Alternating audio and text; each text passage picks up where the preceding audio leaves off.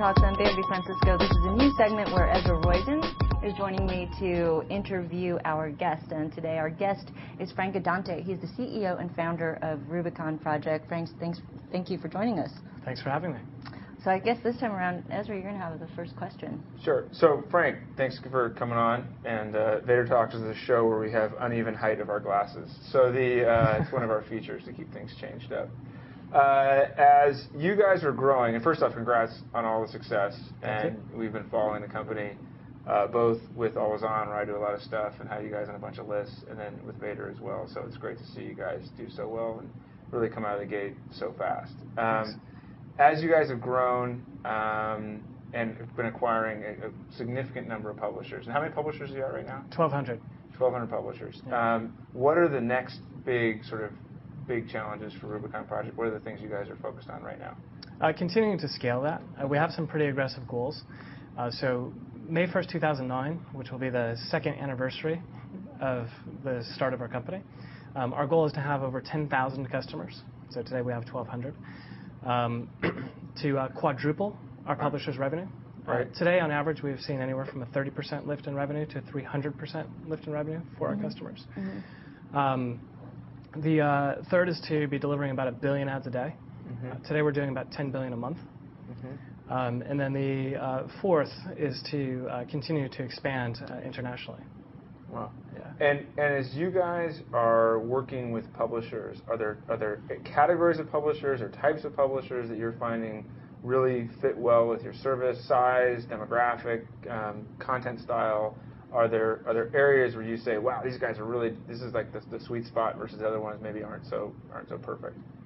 So of our 1,200 customers, companies like American Greetings, Washington Post, USA Today, all the Gannett properties, Baby Center, Slide.com, they're all doing really well with our service. So we find that companies that really focus on advertising as a source of revenue, companies that have good quality content, great audiences, of course we're going to be able to do a better job with them. So 99% of our revenue actually comes from these larger customers. We monetize everything from widget companies to Facebook applications to some of these larger properties. On the smaller scale, we have blogs using our service. But I'd say overall, those that have, again, good quality content, good quality audiences, we could do a good job monetizing. And sorry. I was from a competitive landscape, a new company called PubMatic, not so new maybe, but definitely somebody that competes with your company, obviously is going to have a different take on what they can deliver and what you can't deliver. So maybe you'd want to respond to something that a statement that they made to me was that they can deliver higher CPMs. Because the way they work with the ad networks, they actually sign up a publisher. So if say you have 1,200 publishers, those publishers are actually signed up with the ad networks, so they're not sort of lost and diluted if you sort of combine them all together. Anyway, so they feel that they can deliver higher CPMs to publishers. So what do you say to that? I mean, I'd say ask the publishers. I actually, I don't know that much about PubMatic. We've heard a bit about them. In the marketplace, we're focused a lot on the larger type accounts. We don't really run into them that much. When we do, it's just similar to what you said. But we haven't lost deals to them. I'm sure it's a great service. From what I've You don't heard, really think that. I'm sure it is. I've heard they're smart guys. I've met them a couple of times.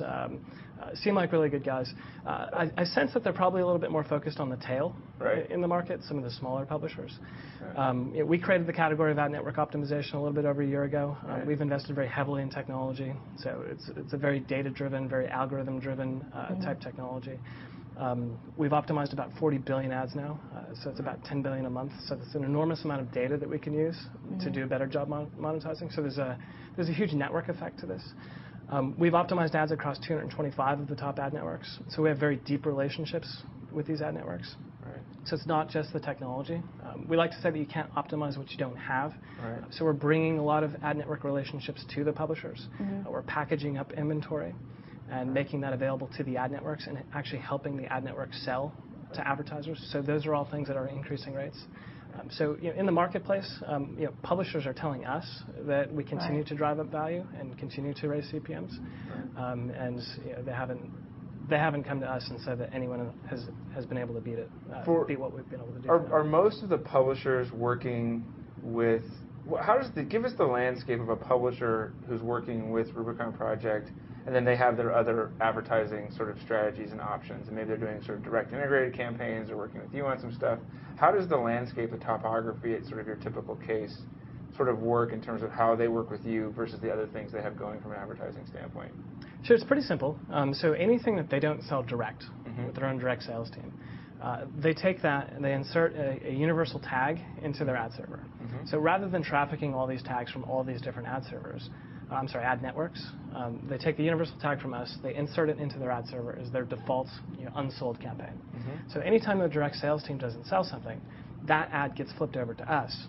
Our technology analyzes that ad based on demographic information, so age, gender, ethnicity, geographic information, so where is the user in the world, which country, which state, as well as contextual information. So what's on the page? Is it sports content? Is it a blog? Is it travel content? Et cetera, right?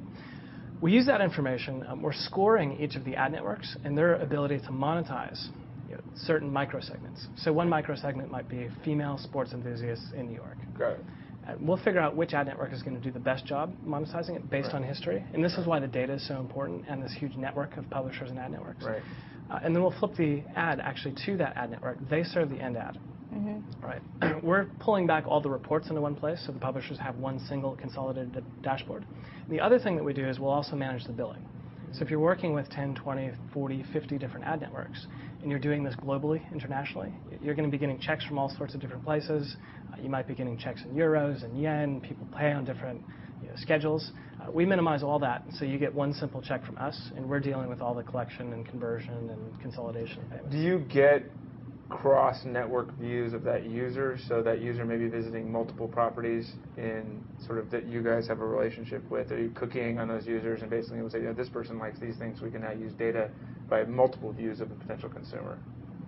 So non-personally identifiable information, we're certainly cooking and tagging users. We actually reach 220 million unique visitors on a monthly basis.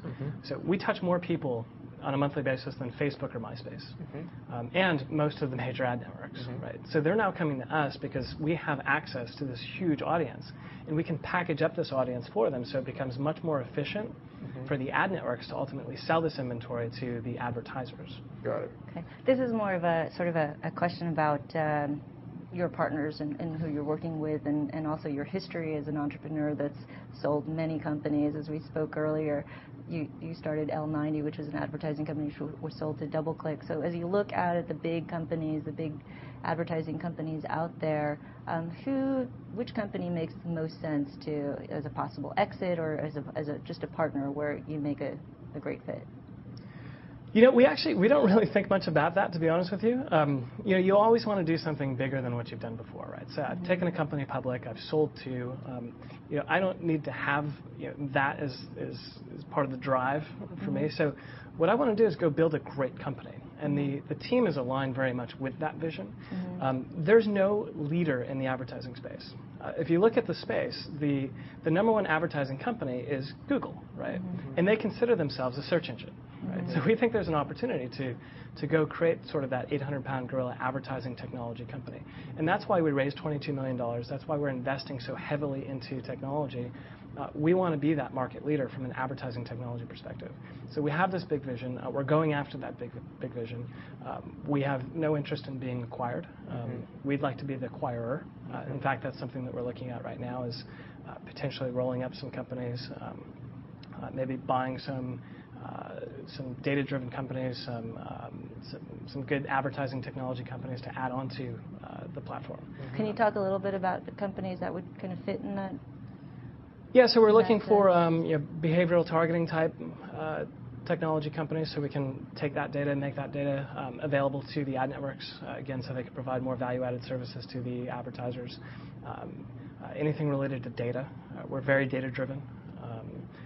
Companies that are able to scan the context of pages. Right? So the more we can learn about the content, the more we can learn about the audience, the more that we can learn about the users and their interactions with the web and the things that they respond well to.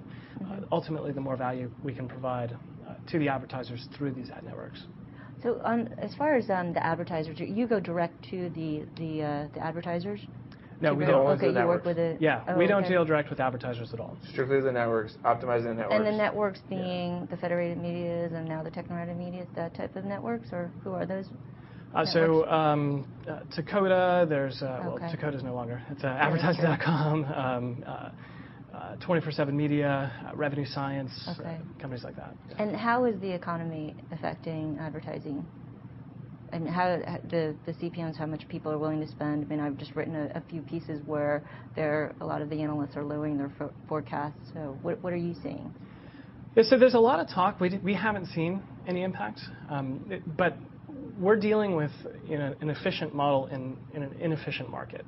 Right. So we're naturally seeing some increases in the efficiency due to that. If you rewind back 8 years ago when we had the first market downturn, that's when Google and Overture, do you remember Overture? Yeah. That's when those companies took off.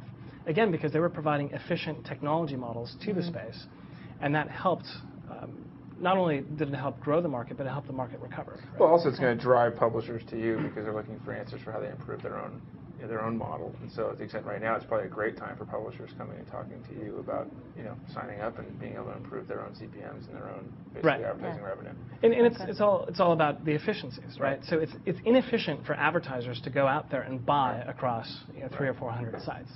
It becomes more efficient when they could buy that through ad networks because that's the value that they provide. And then of course for publishers, managing the ad networks becomes a challenge. But overall, to answer your question directly, I think there might be, or there could be, a slight softening in the overall advertising market, but I don't think that online advertising is going to be affected because there's such a delta between the amount of consumer time spent online, which is 33% today, and the amount of advertising budgets, which is 8%. So I think we're going to see a natural reconciliation there.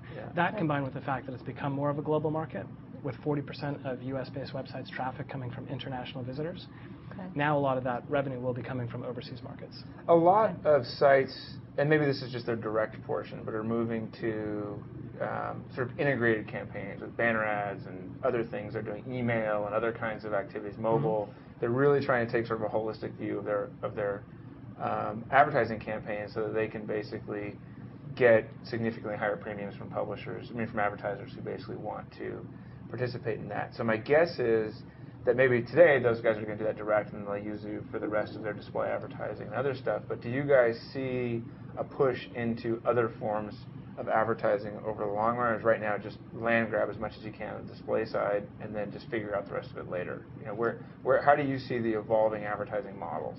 Sure. So we do text and display today. Right. Video is certainly something that we're looking at. Right. Today we deal with video, but outside the video. Right. But certainly there's going to be pre-roll, the overlays, that type of stuff. I think a lot of things that you're talking about are better leveraging audiences, and how do we make those audiences more effective, and how do we connect those audiences to the advertisers in the most efficient way. So we are looking at all sorts of existing models, but we're also looking at new models. I fundamentally believe that there's been a lack of innovation when it comes to online advertising, and I think if we can... We've been doing click-through rates for paper. Yeah, right. It's all about reaching the eyeballs. It's all about differentiating properties, and I think there's multiple ways to do that. So we're really, as a company, trying to inject a lot more innovation into the market, and if we do that, then I think it will become more effective for the advertisers and benefit the industry as a whole, because then they'll pull more of that money online. And there was an article that came out, I think Google said recently, I actually read it on Vader, but there was an article, it was about essentially the move towards search-based advertising from display advertising, and the sense that even in the little sort of micro blip maybe we're having right now, or the micro downturn in a longer upturn, that there was a move by many advertisers towards a preference towards search over sort of general display stuff. Are you guys in any way seeing that, or is it just sort of not a big enough shift that it's worth highlighting? Yeah, I don't think it has been a big enough shift, but it wouldn't surprise me if that was the case, solely because if you look at where the innovation has gone over the past 5 to 6 years, it's been in search, right? It's been Google. Right. Google's really one of the few companies that have injected innovation and technology efficiency into the market. So naturally, I think that's going to provide a lot more comfort and effective results. Right? Until we came along, no one's really been focused on a huge amount of efficiency in the end-to-end buying and selling of advertising with an AdSense type model, right? For display. So hopefully with companies like ours coming in providing innovation and more technology efficiency for display advertising, hopefully that will result in an increase. All right, last question. Yeah. From an ad network standpoint, are there sort of key differentiation points between the ad networks? I mean, your input is the ad network to a large extent. What, or to the whole extent, so what is, do you say these guys really do a good job, not without naming names, these guys do a good job because they do this, and these guys really just don't do a good job because they do this? And so if you had to think about, because you have a great view of ad networks, are there folks, and what are the attributes of the ad networks that really kick butt versus the ones which maybe aren't so good, and how do you guys think about ad networks? Sure. So ad networks sometimes can be an abused term. Right. Because there's such a range, right? When you have so many out there, of course, there's going to be great ones. There's going to be not so great ones, right? I'd say that the days of horizontal networks, where their value proposition is only reach, I think those days are numbered. There's so many places on the internet to get reach today. Right? The networks that are focusing, whether that be on technology, so like the behavioral targeting networks, as an example, like the revenue sciences of the world, we're seeing them excel. They're doing a really good job because they're providing really focused, efficient solutions to the advertisers. Vertical networks are also doing a really good job for the same reason. It's efficiency, it's focus. There's a lot of value add to the advertisers. The ad networks that are going onto the exchanges and essentially arbitraging inventory, back and forth between networks to other networks. I mean, they have their place in the industry, but I don't think they're really providing a lot of value to the industry as a whole. They're just generating a lot of revenue for themselves and between themselves. But I don't know that they're really moving the industry forward. So yeah, I'd say it's the behavioral guys, those investing in technology and those investing in audiences, I think are going to excel. Yeah, that's great. We'll have to wrap it up there. That was a good way to end. Give us sort of the lay of the land without naming names. Of course, I think we could figure out who they are. Yeah, you probably can, but that's good. But anyway, thanks so much, Frank, for joining us in this segment of Vader Talks. We've been speaking with Frank Adante. He's the CEO and founder of Rubicon Project. And you've been watching Vader Talks.